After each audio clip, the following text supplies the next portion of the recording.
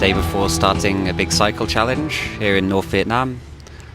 I'm going to attempt to cycle 280 kilometers from Ha Giang to Hanoi. I'm just here in Ha Giang now after completing the Ha Giang Loop, which is a popular road through the mountains. Most people do it on motorbike tours. My friend Brian and I cycled it. So Brian's a fellow cycle tourist who I met here on the road a couple of weeks ago. And he's cycling all the way from Australia to France, where he's from. So the clip you're seeing now is a big descent on the 7th day. This was my last day on the loop. Brian had completed the route a few days earlier, having taken only 4 days, but his approach was quite different to mine.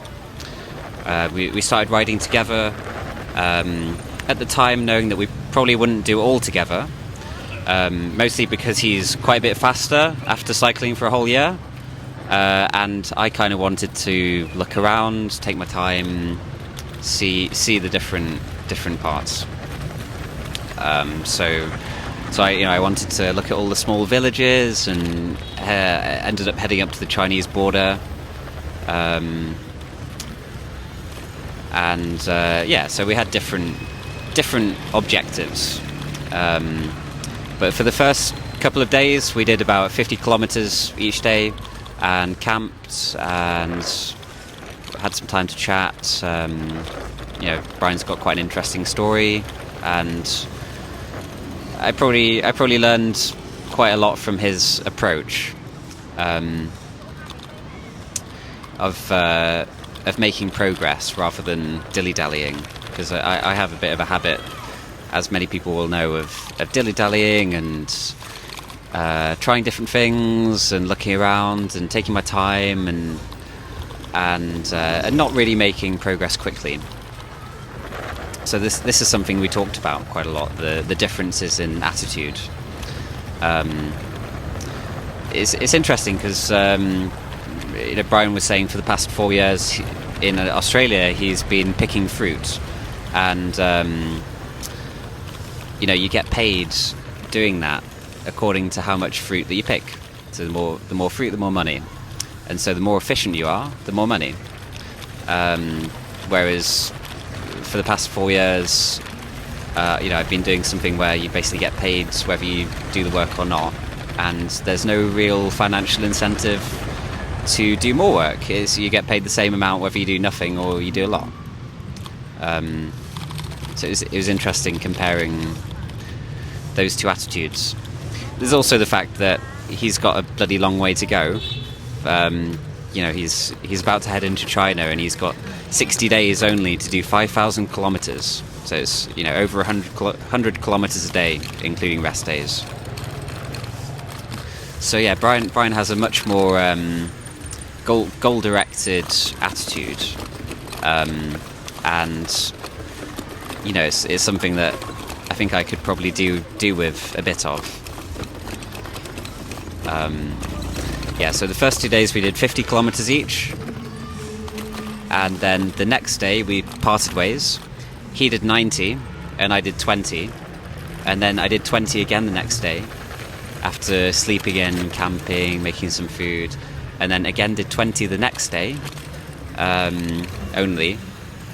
Found a great camping spot, this place called the Grotto, which is like a cave up in the cliffs, and very high up you can see out this incredible view. It took some time to find the place, and then go there, and then go get some food, and so there was a lot of sort of time commitment involved with finding and securing that camp spot, which is not possible if you're just trying to make up as many kilometers as you can in the day. But that was kind of a turning point.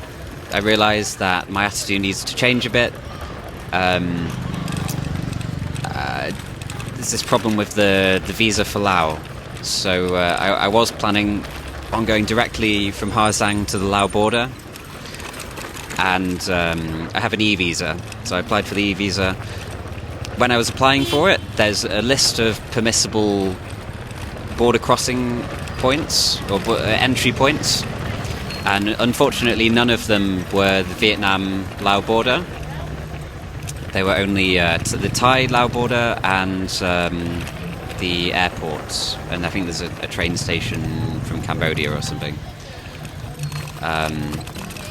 So none of the permissible entry ports were land borders for Vietnam, and that was my intention to go through a land border. That is my intention to go through a land border from Vietnam.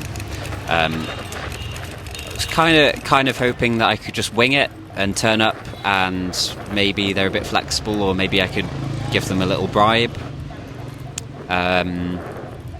But on reading more about it, it's starting to seem like that's not a very favourable strategy.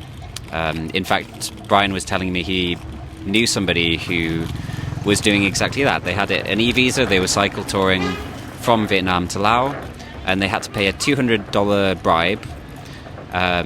Somehow forgot to get their passport stamped, or they didn't get their passport stamped.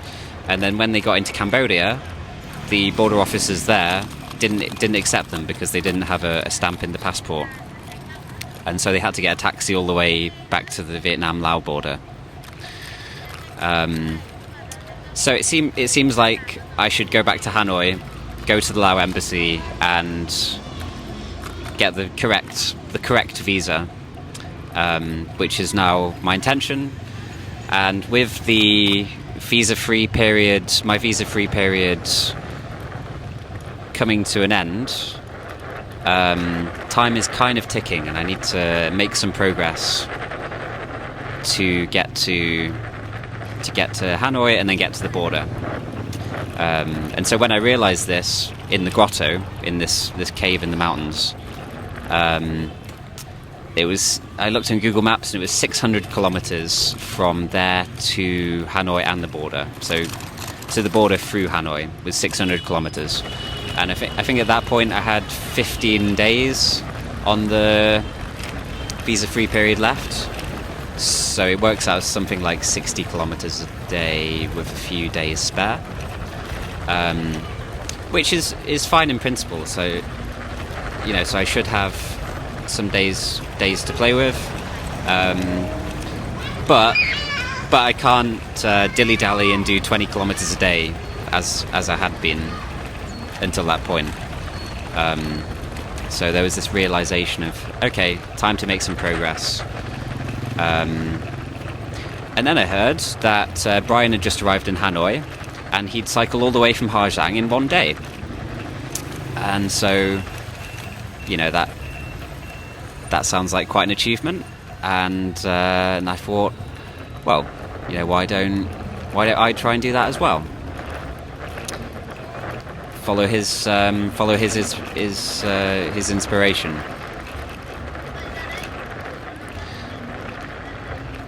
And so that's the plan. Tomorrow I'm going to set off. It took him 13 hours, but he's a much faster cyclist than I am. So I'm going to account for about 20 hours. So I'm hopefully going to set off around sort of 2 or 3 in the morning, and then go for 20 hours. I know for some people 280 kilometers isn't that much of a challenge. There's a YouTube video of somebody in India cycling something like 5,000 kilometers in 13 days, and he's doing like 500-600 kilometers a day. But 280 kilometers for me is a long way, and it's further than I've ever ridden before. So it is going to be a challenge.